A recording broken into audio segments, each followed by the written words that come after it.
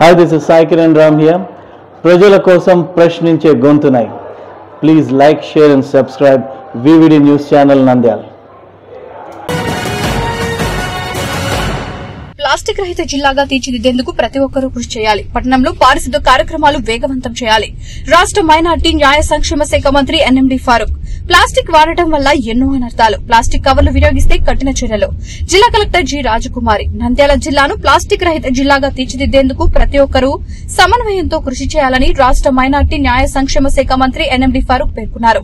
శనివారం స్వర్ణాంధ్ర స్వచ్ఛాంధ్ర కార్యక్రమంలో భాగంగా నంద్యాల పట్టణంలోని మున్సిపల్ కార్యాలయ సమీపంలో స్వచ్ఛతా ప్లాస్టిక్ నిర్మూలన కార్యక్రమంలో రాష్ట్ర మైనార్టీ న్యాయ సంక్షేమ శాఖ మంత్రి ఎన్ఎండి ఫారూక్, జిల్లా కలెక్టర్ జి రాజకుమారి పాల్గొన్నారు.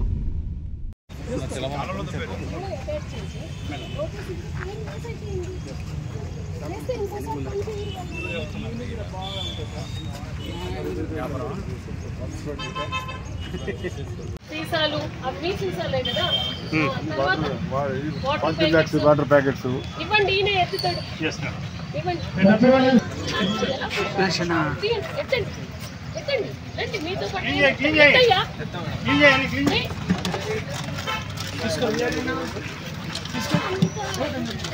ఇలా ఎలా పెడతారు?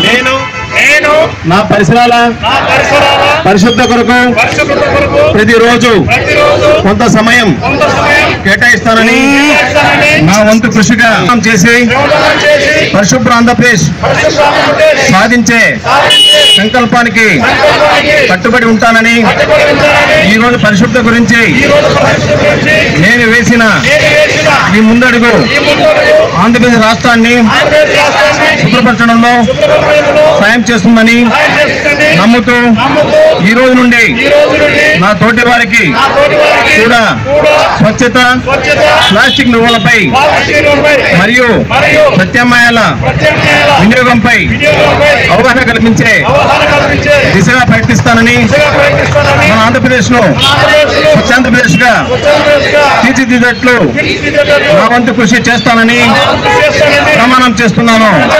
జై స్వచ్ఛాంధ్ర ప్రతిజ్ఞ. చాలా సంతోషంగా ఉంది. ఎందుకంటే 25 సంవత్సరాలు వెనకాల పిల్లలు చాలా మంది పెద్దలు ఏమైనా నర్సింగ్లు పోయి మర్చిపెట్టవచ్చు. అప్పుడు కూడా పరిశుభ్రత, పచ్చదనం, క్లీన్ అండ్ గ్రీన్ కాన్సెప్ట్ తో ముందుకు పోతా ఉన్నాం. అదే కాన్సెప్ట్ ఇప్పుడు స్వచ్ఛ ఆంధ్రప్రదేశ్ అని చెప్పి నామకరణం చేసి ఈరోజు ఎన్డీఏ ప్రభుత్వంలో ప్రధానమంత్రి గారు కూడా ఈ కార్యక్రమంలో పాల్గొని స్వయాన ఆయన కూడా ఈ స్వచ్ఛ భారత్ అని చెప్పి నినాదం ఇచ్చాడు. అదేవిధంగా మన ముఖ్యమంత్రి గారు కూడా దాన్ని స్వచ్ఛ ఆంధ్రప్రదేశ్ అని చెప్పి వారు కూడా ఈరోజు తిరుపతిలో పాల్గొనడం జరుగుతారు.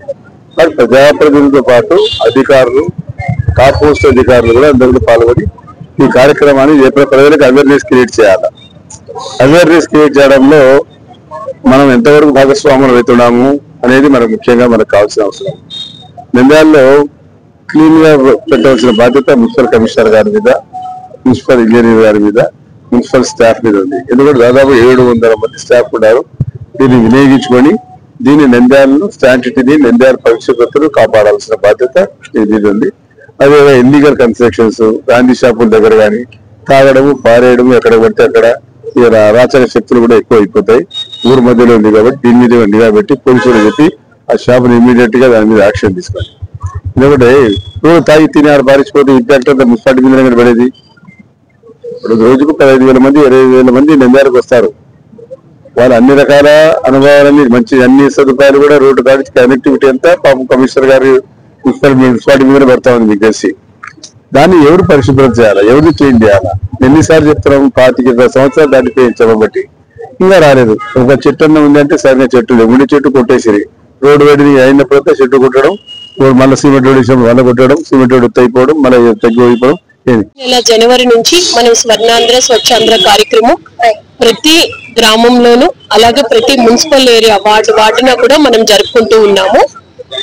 ప్రతి నెల కూడా గౌరవ ముఖ్యమంత్రి వర్యులు రాష్ట్ర ప్రభుత్వం ఆదేశాల మేర, ఆలోచనలు, ఆశయాల మేర ప్రజలందరూ కూడా ఆరోగ్యంగా ఉండాలి, ఆనందంగా ఉండాలి, మన ఆంధ్రప్రదేశ్ ని ఆరోగ్య ఆంధ్రప్రదేశ్ గా చూడాలి అన్న తపనతో ప్రతి నెల ఒక్కొక్క కాన్సెప్ట్ తో మనం ఒక్కొక్క కార్యక్రమం చేసుకుంటున్నాం.